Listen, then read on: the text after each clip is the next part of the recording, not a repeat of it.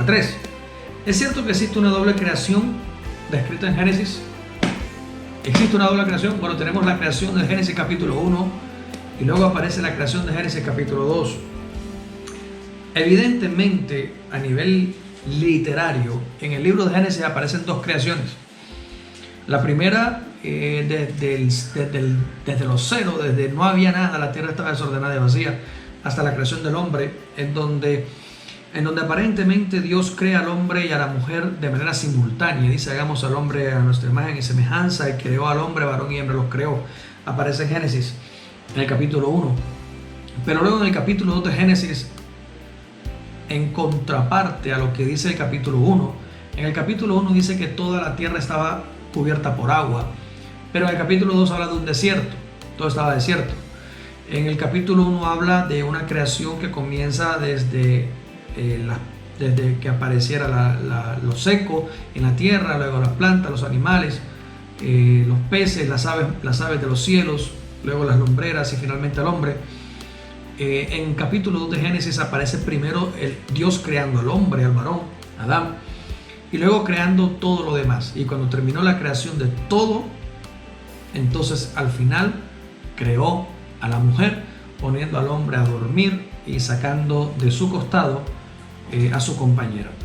Estas dos narrativas, que son muy distintas, de hecho, que aparecen en el Génesis, han hecho un gran debate a nivel histórico de todos los que saben de la escritura, de exégetas, de apologetas, de teólogos, historiadores. Han debatido mucho cuál de los dos relatos es verdadero, cuál de los dos relatos es real, o si los dos son reales, entonces hubo dos creaciones. ¿Cuál fue primero y cuál fue después? Son las preguntas que surgen aquí. Si el primer relato es real, entonces Dios primero creó al hombre y a la mujer de manera simultánea solo por la palabra, y en una segunda creación Dios tiene un trabajo más personal en donde se acerca a la tierra, toma barro, hace un muñequito, sopla aliento de vida y finalmente después de eso lo duerme y hace una compañera idónea. Entonces, ¿hubo dos creaciones? Es la pregunta son las preguntas que se han debatido a nivel histórico.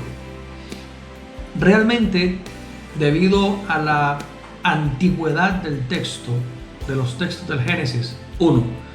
2. Debido a la imposibilidad de verificar la veracidad del uno o del otro o de ambos, por causa de que el original, las tablas originales o los escritos originales del Génesis no existen, no hay forma física o arqueológica de verificar cuál de los dos escritos es el verdadero. No se puede verificar si son distintos o si habla de dos hechos diferentes.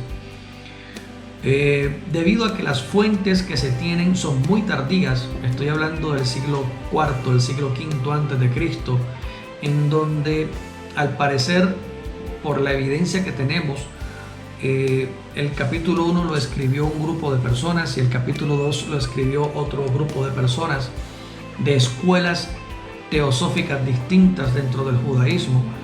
El primer capítulo al parecer lo escribió la escuela elogista, en donde siempre se refiere a Dios como Elohim o como Dios eterno, pero el capítulo 2 aparece Yahvé o Jehová. Entonces, por la escritura y por el estilo literario se atribuye que el capítulo 2 fue escrito por yavistas. Entonces, estas discrepancias que existen han traído un cúmulo y la imposibilidad de verificar la veracidad del uno o del otro ha traído un cúmulo de debates interminables al respecto, y mucha gente, pues cada uno tiene su postura. Lógicamente la postura tradicional, la postura más conservadora, es que solamente hay una sola creación y que la otra, y es la primera, y que la segunda hace parte de la misma en un sentido más específico de cómo Dios hizo al hombre y a la mujer a su imagen y a su semejanza. Todo esto, hasta aquí, solamente analizando Génesis, es lo único que puedo responder y es lo único que la arqueología moderna puede responder al respecto. Sin embargo, Gracias a Dios existe un nuevo pacto. Y entonces encontramos una respuesta maravillosa en el nuevo pacto, donde el mismo apóstol Pablo hace la explicación de manera indirecta. El apóstol Pablo explica cuál es la verdadera historia. Y por eso me parece maravillosa la Biblia, porque la Biblia no deja nada al azar. Dios no dejó nada suelto en su palabra. Y a pesar de todas las modificaciones y de los cambios que se hicieron y de todas las manipulaciones que sucedieron a la Escritura hasta el sol de hoy, la misma providencia de Dios se ha encargado de dejar las pistas y de demostrar cuál es la verdad. Y entonces encontramos que el apóstol Pablo, eso lo vimos la semana pasada, creo, estábamos hablando de aquella mujer de la mujer que no puede predicar. A tal mujer no les permitido enseñar en la congregación. El apóstol Pablo, cuando se refiere a ella, después que exhorta a la mujer, le dice, cita el Génesis y le dice, porque la mujer fue formada por causa del varón. El apóstol Pablo explica y dice, porque la mujer fue formada a causa del varón. Y la mujer, dice, fue seducida por la serpiente. Y no fue el hombre, sino la mujer la que fue seducida por la serpiente, por sus sentidos. La serpiente la sedujo y la engañó. Y luego ella sedujo al marido, lo engañó también a él, lo provocó, lo influenció para que Adán pecara, y Adán peca. Y por esa razón la mujer es destituida de ese lugar que había tenido al principio originalmente, pero se salvará o será restituida con el nacimiento. La mayoría de las Biblias dice engendrando hijos, pero es una errónea traducción del verbo. Ahí no habla de engendrar hijos, porque entonces a la mujer le toca llenar la tierra de hijos. Hay muchos creyentes que piensan eso y tienen a las esposas pariendo todos los años, porque la Biblia dice que la mujer será restituida engendrando hijos. Entonces, mija, para 1, 2, 3, 4, 5, 6, 10 muchachos, porque la Biblia dice que la mujer será restituida o se salvará engendrando hijos. No se salvará engendrando hijos. Lo que quiere decir eso en la traducción original en el griego es que la mujer sería restituida por el nacimiento o por el engendramiento del hijo, y a quien se refiere es a Cristo. En el momento en que Cristo viene al mundo y es nacido de la mujer es restituida completamente como al principio de la creación antes del pecado. Eso es maravilloso lo que dice la Biblia. Pero resulta que esta mujer a la que Pablo le prohíbe enseñar, solamente a ella, por el contexto bíblico estaba enseñando algo distinto, y estaba enseñando era que la mujer no debía estar sujeta al varón, porque cuando Dios los creó de manera simultánea y no a ella a partir del costado del varón. Es decir, esta mujer estaba enseñando la doctrina en la iglesia cristiana de capítulo 1 de Génesis, y estaba torciendo la doctrina, diciendo que la mujer no debía estar sujeta al varón, o que la mujer no se debía a su esposo, porque ella había sido creada de manera simultánea y de manera independiente. Esto hace parte de la historiografía y de las narrativas judías.